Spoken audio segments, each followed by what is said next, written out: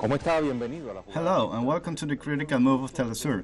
The Russian people decided at the polls. More than 70% of the citizens said yes to the 206 amendments proposed by President Vladimir Putin to update the constitution of the Slavic giant. What is the reform? Why is it necessary to modify the Magna Carta enacted in 1993 and effect to this day? Why is the geopolitical moment of Russia today? Let's deploy the board. We start the first move.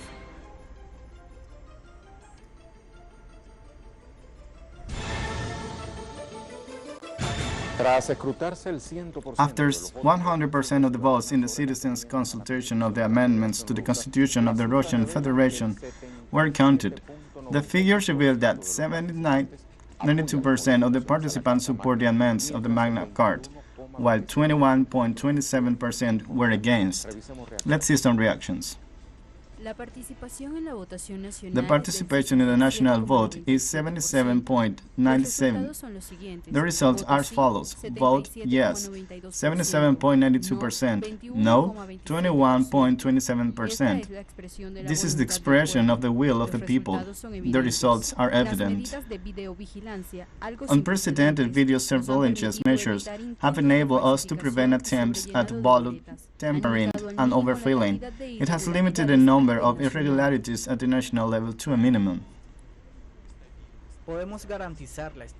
We can ensure stability, security, prosperity, and dignified life only through development, only together and by ourselves. We are voting for the country where we want to live, with modern education and health care, with social protection that we can trust, with an effective government that is accountable to society. We are voting for the country we work for, the country we want to leave to our children and grandchildren. I am sure that each one of you, when making such an important decision, thinks first of your loved ones and trusts the values that unite us: truth and justice, respect for workers and elderly, as well as family values and care for children, their health, their moral and spiritual education. I'm not against Vladimir Putin. I'm for him. The country has flourished during his administration. Those who lived during the Yeltsin era or those who remember Gorbachev will understand. Unfortunately, Vladimir Putin will not live forever, but the constitution will be with us for a long time. I don't know who his successor will be, whether it will be a good or bad person, as talented as Vladimir Putin, so I'm a little concerned about these amendments. I voted for the amendments because I want our law to protect the government in matters of international law, so we can decide for ourselves, and our other countries, large or small, friends or enemies, should not tell us how things should be done here. I believe this referendum was made to restore presidential terms and extend the mandate of Vladimir Putin until 2036. This referendum does not necessarily mean that Putin will be re-elected. If the amendments are passed, people will have the opportunity to vote for whoever they think is the right person. Even if his term of office has ended, they will be able to vote for him.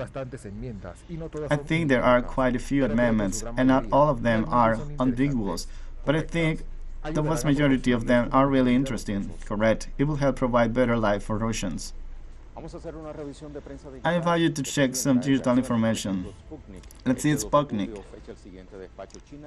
China respects the path of development chosen by the Russian people. China, as a strategic partner of Russia and a friendly neighbor, respects the path of development chosen by the Russian people, the spokesman for Chinese Foreign Ministry, Shang Jian, said at the media briefing commenting on the vote on Russia's constitutional amendments. We have noticed that the vote of the constitutional amendment, which has become a major political event in Russia, took place in a calm atmosphere. The results published by the country's Central Election Commission reflect the choice made by the people, he said. We are prepared to cooperate with the Russian side on the basis of the consensus achieved by our leaders, as well as to deepen our condition for the mutual benefit of our peoples. We add the reaction of Foreign Minister Jorge Raza through a statement he issued. President Nicolas Maduro, on behalf of the Venezuelan people, congratulates the President of the Russian Federation, Vladimir Putin, and the courageous Russian people for the exemplary popular consultation on the proposed amendments to the Constitution. We also have the reaction of Bruno Rodriguez Parrilla, Foreign Minister of Cuba. Our most sincere congratulations to the Russian people and government for the resounding victory of the yes vote in the constitutional referendum this July 1st. It is a sign of recognition for the management of President Putin and his government team.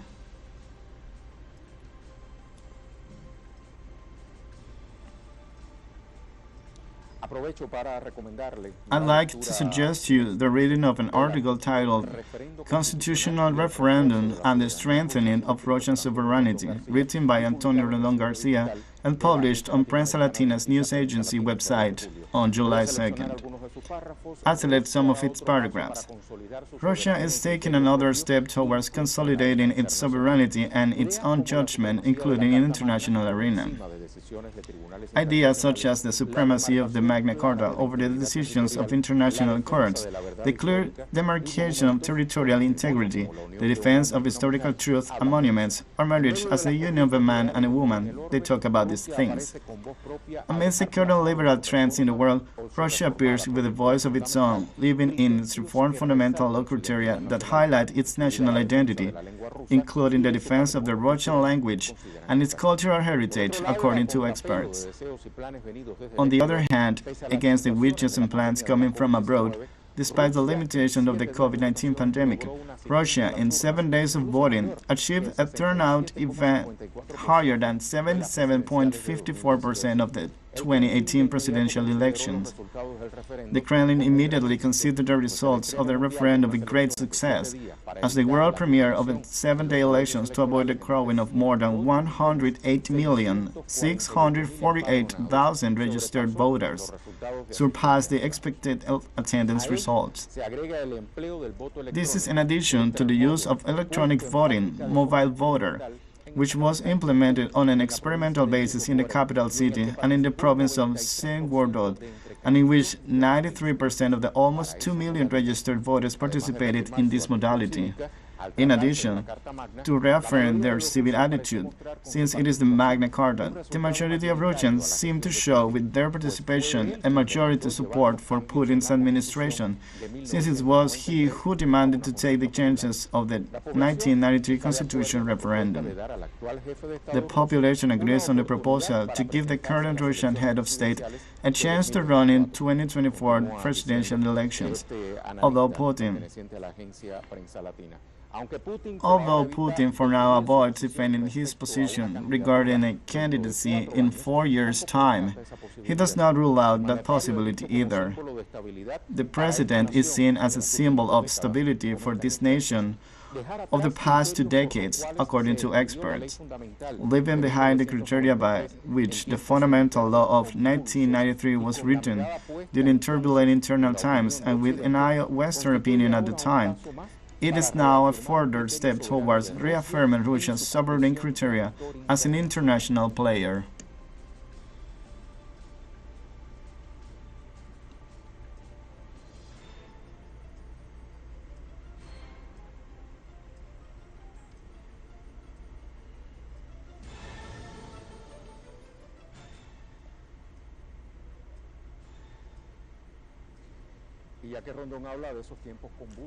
The amendments submitted to popular consultation will be made to the 1993 Constitution. But on what basis was the Magna Carta, still in effect, created? What was its background?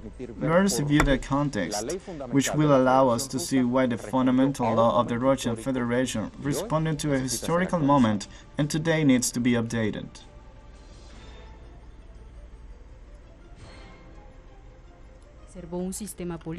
Russia preserved a political system that essentially continued to have the same Soviet structure. A two-cameral assembly, known as the Supreme Soviet, was a body of considerable authority, backed by the 1978 Constitution, and which remained in place, while the figure of the president remained limited. For that and other reasons, President Boris Yeltsin wanted to change it. In early 1993, the Supreme Soviet, headed by Ruslan Hasbulatov, attempted to remove the president. Through a referendum held in April of the same year, and Yeltsin remained in office with 58% citizen support. However, and due to the controversial action undertaken by Yeltsin in post-Soviet Russia, the confrontation between the president and the Supreme Soviet, most of the deputies, and his own vice president, Alexander Grudskoy, was growing. By October of that year, the clashes led to confrontations in the streets of Moscow. The catalyst for this was the 1400 presidential order, which provided for the constitutional reform, including the dissolution of the Supreme Soviet and the creation of the Council of the Federation that would function as a new assembly, but with less authority. The decree was illegal from its genesis, as it was against the 1978 legislation. Yazbulatov called Yeltsin's action to coup and parliamentary ruled in favor of suspending his terms of office. On September 21, Vice President Grudskoy took office as president, a fact that generated pockets of confrontation, but not an armed confrontation. Successive attempts to reach an agreement failed. Between October 3 and 4, bloody crashes broke out that left more than 150 dead and 400 injured. Finally, on December 12, 1993, by referendum, 58.4% of citizens approved the Magna Carta of the Russian Federation, in effect until today. The Supreme Soviet ceased to exist. It was replaced by the Federal Assembly, formed by the State Duma or lower house, and the Council of Federation or upper house. The fundamental law of Russian Federation consists of a preamble and two other sections. The document states that Russia is a sovereign, democratic, social, and federal state. It also describes the rights and freedoms of citizens, while establishing the organization of the country and the functions of the three fundamental powers of the state. It also proclaimed the superiority of the Magna Carta over the regularity acts of the Slavic giant. Our correspondent Lisandra Andres from Moscow brings us more details. Lisandra, how are you? Yes, thank you so much, Reyes. 77.93% of Russians voted in favor of amendments to the country's constitution, a result that was announced on this day by the National Electrotechnical Commission after the counting of 100% of all votes cast in this process. More than 108.5 million citizens were called to the polls, and according to the latest data offered, the participation was almost 68%. It was a voting process that did not take place for a single day, but began last June 25, although yesterday was the main day where most people participated. But a distance voting system was also implemented, and electronic voting in two regions of the country, including the capital, as a measure to avoid the risk of contagion with COVID-19, to avoid many people in the qualified schools, and also follow strict protocols in each of these polling stations. More than 500,000 observers were also present during the voting to guarantee the transparency of the vote, and according to the Electoral Commission, tomorrow the official results will be published, and after that, the 206 changes that are proposed to modify the constitution of this country will come into effect. What are these changes? Well, they have focused a lot on the interest of changes in the presidential mandate in this country. And this means that the current president, Vladimir Putin, can run again for another 6-year term. But the proposed changes to the Constitution are much more extensive. They have all the aspects of the economic, political, and social life of the country, and also define basic issues for the future development of the nation. For example, preserving the Russian culture and language, as well as the cultural identity of all the ethnic groups that make up the Russian Federation, as well as providing state support for the scientific and technological development of the country, and to preserve and develop all its potentialities. These are in general the main changes that will be made to the country's constitution. once the National Electoral Commission makes public the official results. This is all the information we have to share. Back to you in Caracas. Thank you so much, Lisandra, for this information. Let's take our first break in our critical move. Remember, there's a strategic move in social media for you to participate. 77.92% of the citizens said yes to the constitutional amendments proposed by the President Vladimir Putin. What message does the Russian people send to the world with this democratic exercise? Leave your opinion. Let's take a short break. We'll be back soon.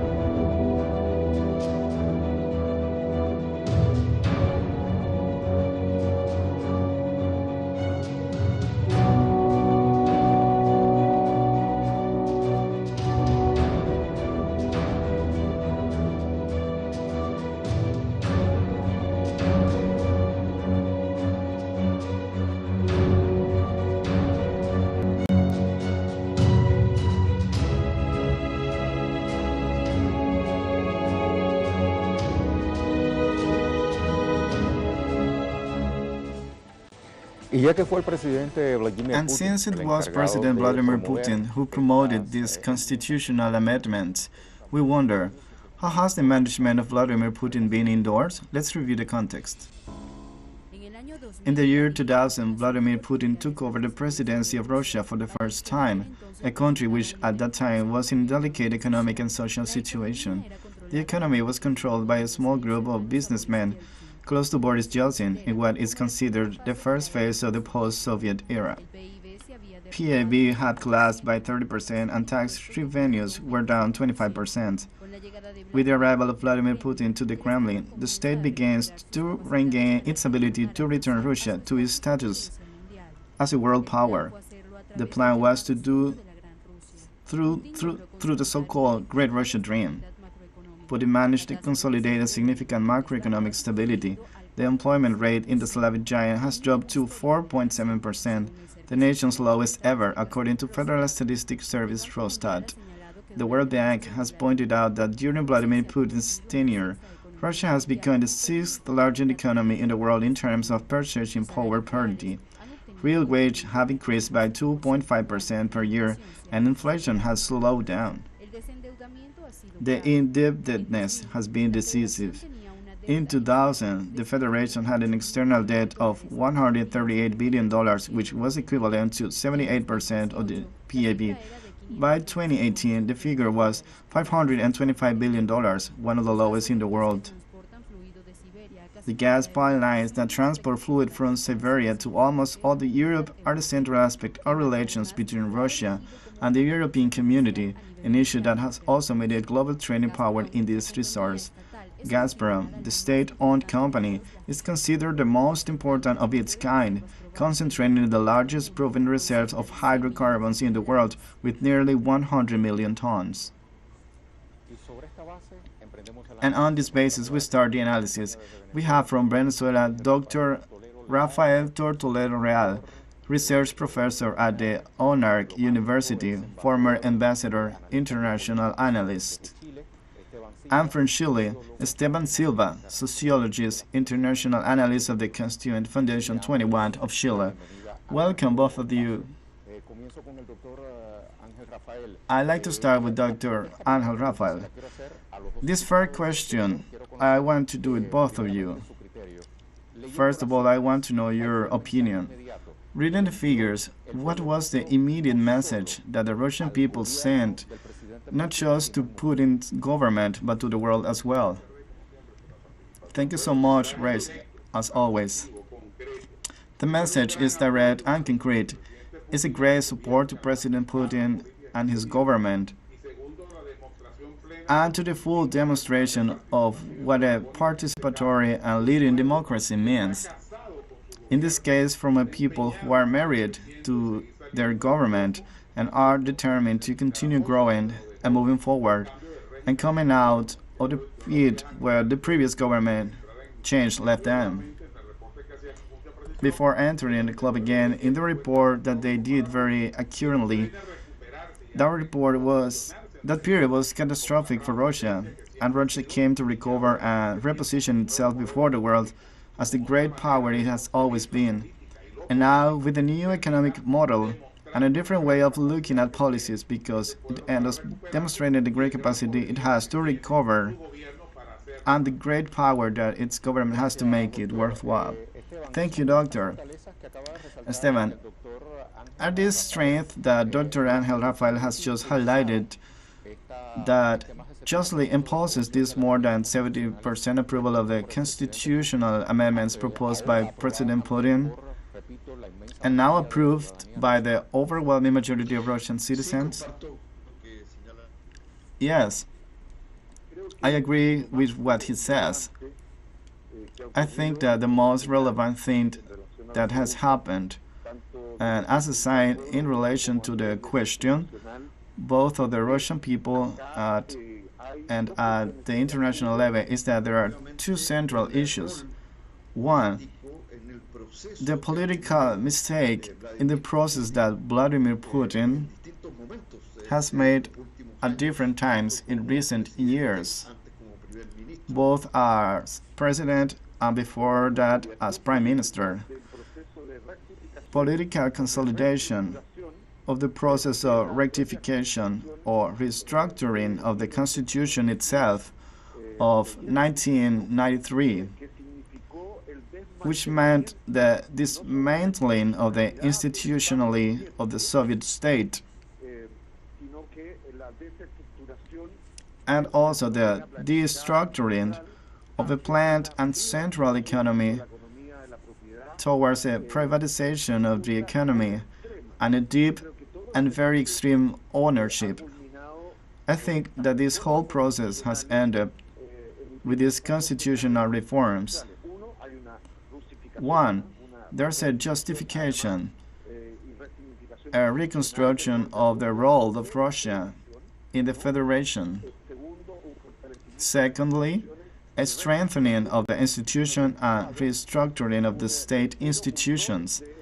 And third, a role of the state in the economy through some substantive reform.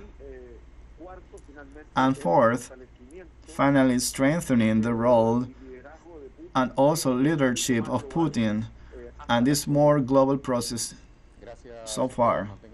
Thank you. Stay with us for another few minutes. Dr. Angel Rafael, when we look at some of the 206 constitutional amendments that have already been approved by the majority of the Russian people, we see that there is an intention that it should remain in the law of laws, that armor outside of national sovereignty, but inside we also see, for example, the promotion of the Russian language as a sign of national identity. It is very important to emphasize this, that other aspects should be put on the board to understand where Vladimir Putin's Russia is and where it is projected to. Well, it was very well explained by the comrade who accompanies us.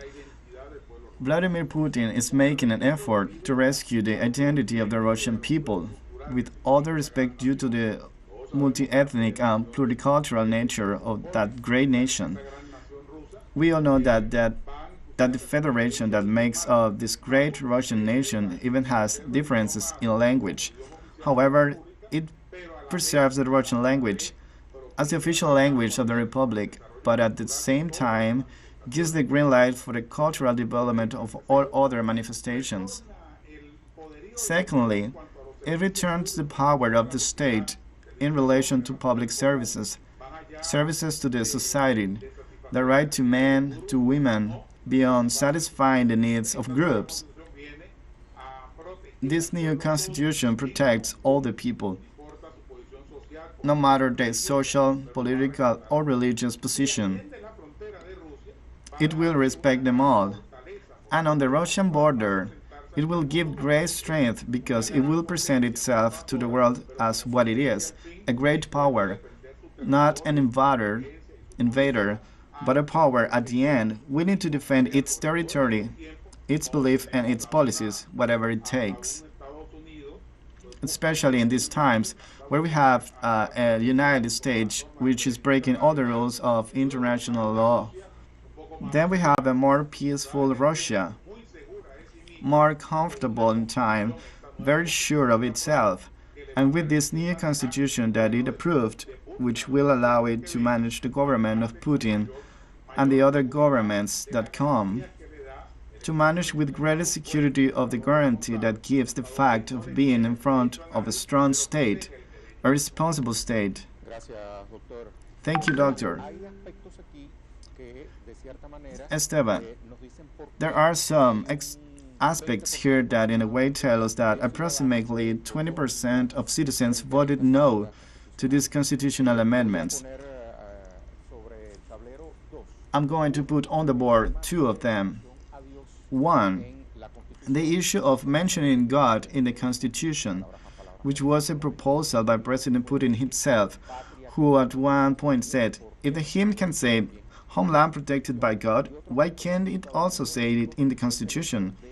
And another aspect that has proved to be very controversial is the fact that some opponents said Putin is bent on addressing marriage. In the words of the president, who allegedly once said that as long as he was the president, there would be no progenitor 1 and 2. There will be mom and dad. So how could we understand these controversial aspects in the light of today's Russia, but also thinking about the Russia of tomorrow? Well, okay. There are many issues, as you can see in the previous reports, where it is shown that it is a long process of construction of the Soviet state, of extreme and deep liberation, of crisis until this process, headed by Vladimir Putin, of constitutional reforms.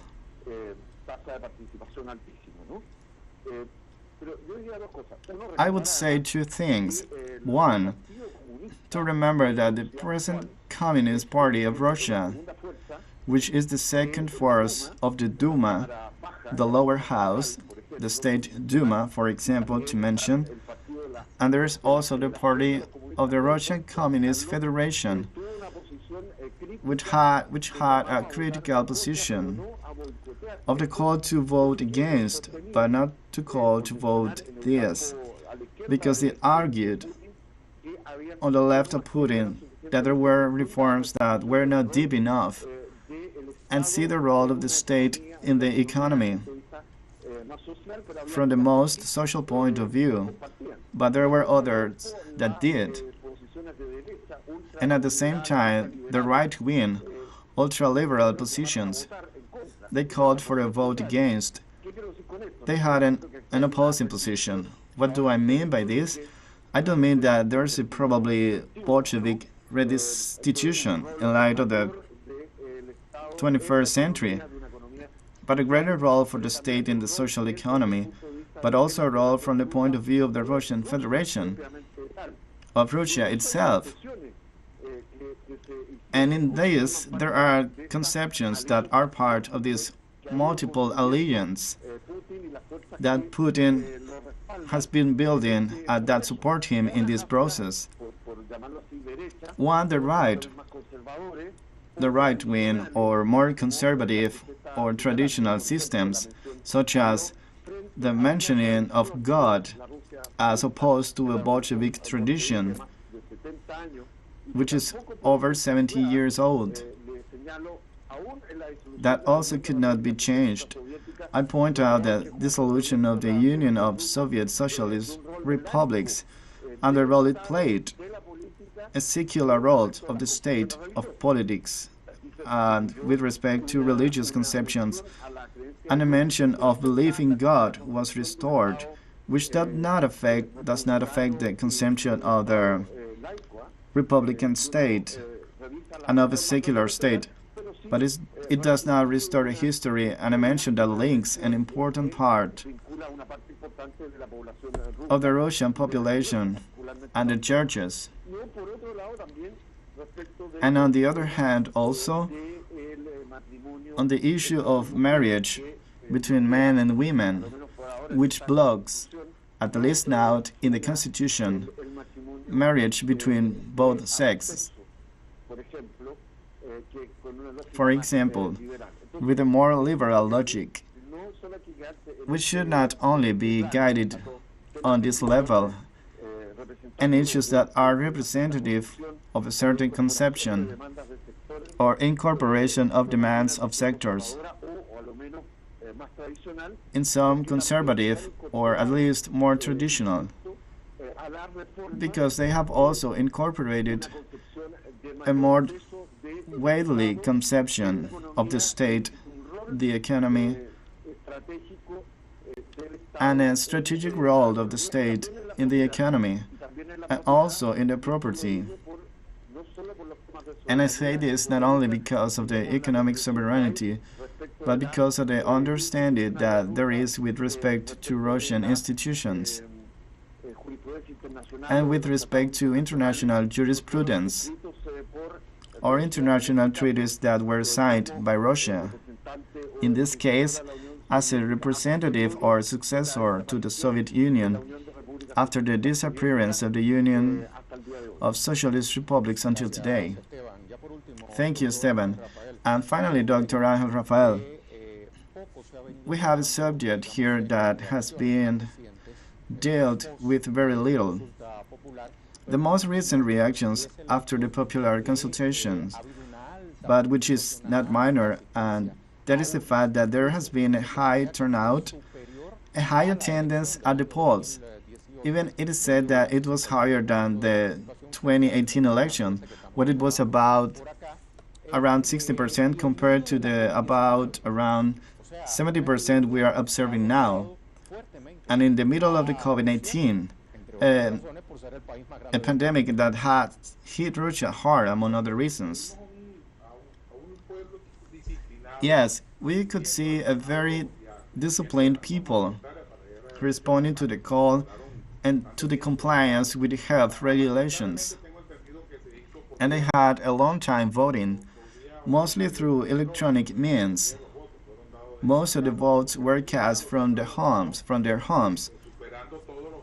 But those who went to the voting centers, overcoming all the discomforts of being in the middle of a pandemic, taking care of all the security rules, well, they came with a great vocation to support their government and their President Putin. It might be thought by the population that Putin is spreading in power. No, it does not extend. Simply that he occupies the presidency of the Republic, and from now on, he will repeat for 2 periods and be in the presidency, which does not mean that he will be president, that he will win the elections and several things are ratified. On the one hand, an electoral system that obeys and is up to the task and is competent to serve the large number of voters in a country as large as Russia. And on the other hand, it is a people that is committed and aware that its constitution works for them. In this case, those who were in favor can go, which are more than 77%. We can summarize 80% of the population and of approximately 108 million voters. It gives a great deal of support to the institution of government. It resets them, to use an electronic term, changes a lot of the social, political, and economic agreement that governs this nation. Because we are talking about 206 reforms and changes, not only in the presidential question matter, but in the economic, political, and social, and cultural altogether. And this will result in the social dynamic that in another opportunity the people will be consulted again freely, and they can be asked about matters that concern them, especially with regard to assuming marriage. As the comrade said, equal marriage, marriage between couples of the same sex. So the issues are not exhausted, not run out. Russia opens up and shows what a democracy means, the most profound, never before seen in this country, and now begins a new path and a new redimensioning of its position in the world and before its people. Thank you so much, Doctor. And thank you also, Esteban, for your time for our critical move of Telesur. Hugs for both of you. Till next time. Let's take another break in our critical move. Remember, there's a strategic move in social media for you to participate. 77.92% of the citizens said yes to the constitutional amendments proposed by the President Vladimir Putin. What message does the Russian people send to the world with this democratic exercise? Give us your opinion. After the break, we will make a map of the main constitutional amendments. Of the 206 that were proposed by President Putin and submitted to popular consultation, and that were later approved by the Russian people. Stay with us. We will be back very soon.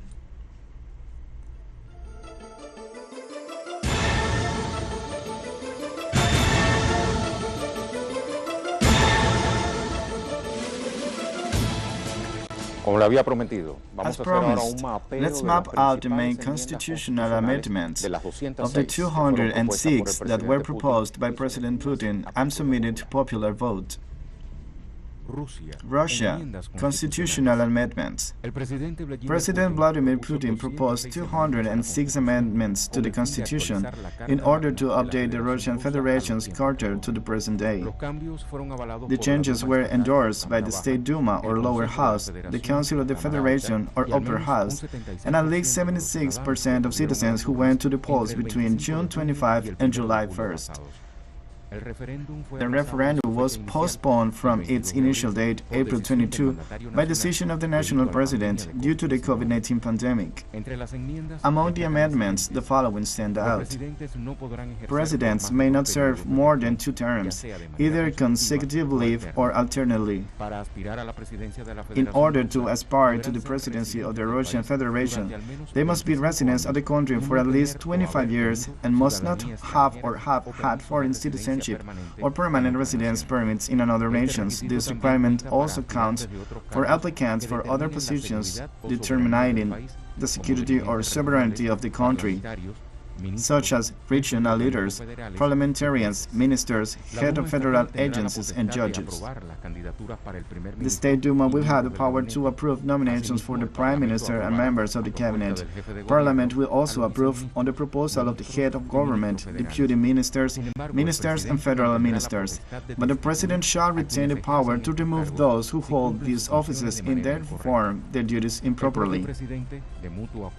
The President himself, in agreement with the Council of the Federation, may appoint heads of agencies responsible for defense and security of the state, internal and foreign affairs, justice, emergency, and public safety. In addition, he shall offer the names of candidates for senior positions in the Supreme Court, the Constitutional Court, and the Attorney General's office. The status and role of the Council of State will be consolidated, which, led by the President, will guarantee the coordinated functioning and interaction of state authorities, determine the main directions of national and international policy, as well as the priority areas for the country's socio-economic development, functions that are considered a prerogative of the head of state. President Putin suggested that, as part of these amendments, consideration be given in the Magna Carta to setting a minimum wage that is no lower than the minimum subsistence level in Russia, as well as consolidating the register of social benefits and pensions.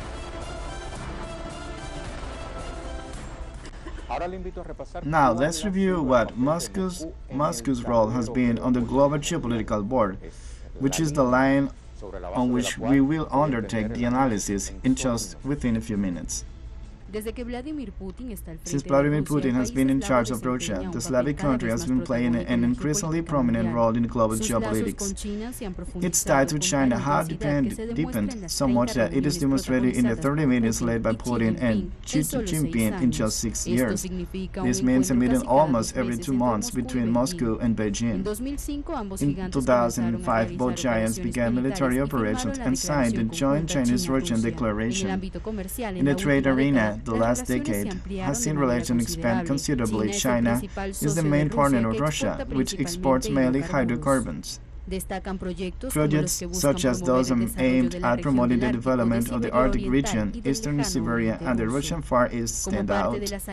As part of Moscow's strategic alliances with Latin American nations, Cuba is a historically ally, with very important agreements have been established in commercial matters. During the visit of 2019 of the Prime Minister Dmitry Medvedev, pacts were signed on energy, transport, digital technology, infrastructure, biotechnology, agriculture, education, culture, among others. The exchange between Cuba and Russia in 2019 exceeded $500 million. In the diplomatic field, the Euro-Asian nation has repeatedly expressed its firm position against the economic, commercial, and financial blockade imposed by the United States against the Caribbean island. Its position in defense of the Bolivarian Revolution has been firm. On March 1, 2018, Executive Vice President Delcy Rodriguez and Foreign Minister Sergei Lavrov met in Moscow. The Kremlin communique noted its solidarity with the people who are friends of Venezuela and support for the measures taken by the Nicolás Maduro government to prevent further destabilization of the situation. At the Security Council on February 20th, Russia voted a draft resolution promoted by the United States calling for elections to be held in Venezuela and recognizing Deputy Juan Guaidó as interim president.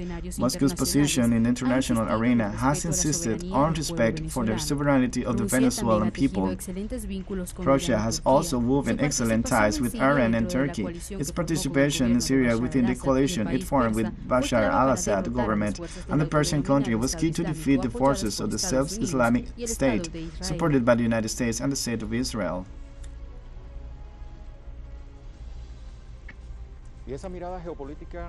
When we continue the analysis right now, we have with us Felix Roque, political analyst, magister in international relations at the Bolivarian Military University of Venezuela, professor, writing, and constitutional lawyer. How are you? We put Russia on the geopolitical board after this democratic exercise by the Russian citizenship, where over 70% said yes to the constitutional. Yes, a whole process. This enormous constitutional reform that President Vladimir Putin has proposed. Let's remember that in January, when he gave his speech to the nation, there he made a summary of what would be next. There are 2,006 constitutional reforms that more than 180 million Russians participated in this process. It was a demonstration of overwhelming legitimacy, this democratic political process in this country. And it proved to be something very important, which has also a lot to do with the lesson for our peoples in Latin America, the possibility that through elections and popular participation, citizens can express themselves in a strong way and decide their future. I think it's a fundamental lesson that we must have, even here in our country, where we'll soon be going to elections to see a democratic path in the face of aggression, violence, that deny the possibility of democratic participation. There are already a date for the parliamentary elections in Venezuela, December 6th. By the way, a country that Russia has always defended as a sovereign nation, and that is the Venezuelan people, the master of its destiny. Yes, that's where your question begins. Those threats in the world geopolitics of Russia. Latin America was long considered as the North American backyard. an influence on the government of Latin America. In recent years, we have seen how Russia, China, and other countries, even India, have made huge investments in our territory. Russia has a very important strategic alliance with Venezuela, also with Mexico, Argentina, and Brazil, where they have substituted lines of import and purchase of cereals and fruits, which before we made with European countries and now with these Latin American countries. That can be read in different ways. Obviously, Russia is within the multipolar vision of a different world today, building the solid foundations of a plural destiny for the entire planet that is today, to demonstrate to the United States that they are not the hegemonic owners of this area, and that therefore they, Russia, its government, its people, are willing within a framework of solidarity. Russia has been sanctioned by the United States, especially in energy matters, because of the collaboration between Russia and Venezuela, and has paid the price for the United States sanctions. In fact, recently we have seen an interesting statement. The foreign minister Angela Merkel that shows to some extent that flow on contradictions that exist in the world of capitalism. You know that Germany is building a pipeline with Russia for the supply of natural gas to that country, and Angela Merkel just a few days ago answered strongly against the United States for the sanctions, and this country intends to take. Of course, Germany defends its investment and natural interests, such as the right to gas supplies from a reliable source like Russia. Likewise, the other European countries depend to a great extent on this gas, which comes from pipelines which run through a large part of Europe, including the Middle East, Turkey, supplying natural gas to that country. Latin America does not escape this huge game of world geopolitics. It has important voices. Mexico is important. Brazil is almost a continent in its extension. Russia has important connections with Brazil in the field of energy, technology, even in the military field. Also with Venezuela. In fact, let's not forget that Russia, along with 5 other countries, sits on the United Nations National Security Council, a very important right, and it must be said, it has emerged as an element of balance, of contention, in the face of the pretensions of the United States to impose its hegemony on peoples, and from other spheres who had been doing extraordinarily well, have raised the voice of the country in defense of public international law, which pretends to be unknown by the imperial powers. Today we have learned how an English court has attempted, with a sentence, to seize more than 30 tons of Venezuelan gold that belongs to all of us. Our colonial expression against which this Russian constitutional reform, as expressed by a previous guest, is going through different paths. Number one, the important defense of the Russian national state, the preservation of its legal order. When they say in one of the reforms that it will always be the Russian legal norm that will preserve and impose itself against international norms that intend to overthrow the internal legal order of that great country. However, the Western press, above all, has interpreted this constitutional amendment as an attempt by President Putin to perpetuate himself in power at least until the year 2036. Is that really the intention? I think we have to read that very clear, what is intended. President Putin has been leading the first Russian monetary, as well as president, as well as prime minister. And this popular backup that has emerged is a demonstration of the love that Russian people feels for him. That doesn't mean that the people that did not vote for him doesn't appreciate him, that they didn't agree with some of the reforms. So that reaffirms the democratic character, yes, on a partial way. It also goes deeper in the pluralism in this huge Russia, where even in his historical past as the Soviet Union, and also in its conception as a federation. And we have seen Moscow, and we have seen, so we know how Russian behaves themselves in their conversation. It's a very arguing people, and they are very, very loving and very kind, that we can perfectly understand us as Latins. And in this moment, in that country, as an expression for other countries in the world, I like that United States, with all the inter-crisis, with all those more than 40 million of unemployment, they could develop in front of the international communities, also in the African descendants. They could go to a referendum and consult the population. Will they have the courage to call for a referendum? And at the end of the 18th century, it was a different voice, but at the end it's the same. That would be very interesting, that we could hear the voices of diverse communities that lives in the United States, more than 300 million of inhabitants. So what is the destiny they want for the people? Thank you so much for this analysis, for the critical move. Thank you. Let's go to conclusions.